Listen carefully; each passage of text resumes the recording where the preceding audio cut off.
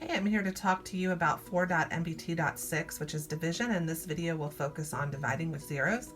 If you could please watch the video through once, listen and learn, and then a second time, pause it where you need to catch your math notebook up to mine, copy these notes into it, and here we go.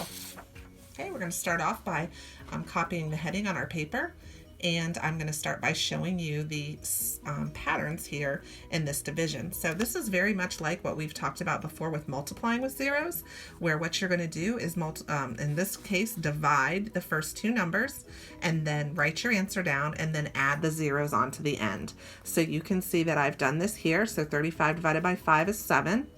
Then 35, you're going to underline 35 divided by 5, write down the 7, and then copy the 0 over. 35 divided by 5 again is 7. Add the 2 zeros over. And then again, 35 divided by 5, write down 7, and then copy the 3 zeros over.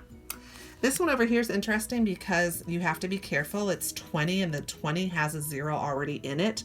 So I definitely suggest you use the strategy of underlining so that you know that this 0 has already been used, because you don't want to include that at the end of your answer. That will make it wrong. So you're doing 20 divided by 5 is 4. So then think about it again. 20 divided by 5, write 4, and then copy just the 1 0 that wasn't used. Again, 20 divided by 5, we write down 4, we copy the 2 zeros that are left. Again, 20 divided by 5, write down the 4, copy the 3 zeros that were left. These ones, again, those are tricky when they have a 0 at the end.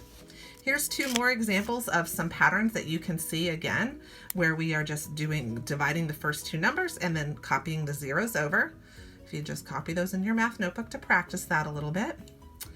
Now I'm going to talk to you about a strategy that's a little different, because this up here is all about numbers that have zeros on one side. So all of these numbers had zeros, but none of the numbers on the other side. Again, all of these have zeros, but not these, and so forth. But down here, these numbers have zeros on both sides. So I'm going to show you the difference here. The directions here that you need to copy in your math notebook say, when there are zeros on both sides, you cross off pairs and then add the leftovers to the end of your answer. Okay, so for example, I'm going to first do 24 divided by 4. I'm going to write down 6. Okay, now I have a 0 here, so I can cross off 1, and I can cross off its match, 2. I have to have a pair. If there's not a pair, you can't cross any off. Whatever's left over after you've crossed them off, you add to your answer. So I have 1 0 left, so that becomes a 60. Okay, so for example, over here, I'm just going to do 1,000 divided by 2. So I'm going to look at this first number, 10. So I'm going to do 10. I can't do 1 divided by 2. That doesn't work. So I know I need to do 10 divided by 2. I know that is 5. And I have no zeros on this side. So now I'm just going to count these zeros, 1, 2 that are left over, and I'm going to add them back to the other side, to my answer. Okay, which is different than this version over here. Okay, try this one. So I see 36 and I see 6. So 36 divided by 6 is 6. But now I have a pair here, there's a pair, and I have a pair here, there's a pair. Well, once I've crossed off the pairs, there's no zeros left, so my answer is simply 6. So 3,600 divided by 600 is 6. That makes sense. Okay, over here, I see 72 divided by 8. So 72 divided by 8 is 9, so I'm going to write that down, and then I'm going to cross off my pairs. 1, 1. 1, 1.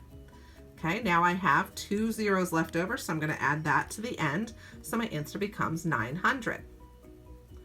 Okay, over here, I see 54 divided by 9. I know that is 6, so I write that down first.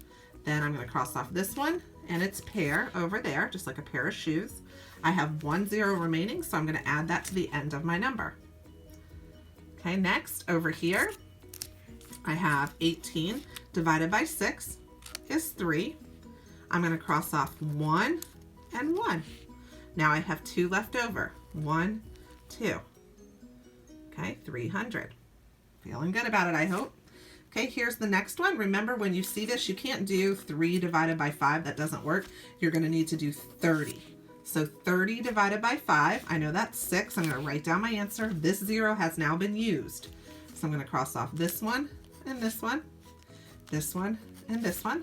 And I see I have 1 0 left. So I'm going to add that to my answer. And then lastly, this one, sometimes kids get a little thrown off by this. Just remember, 4 divided by 4, 4 fits into 4 one time.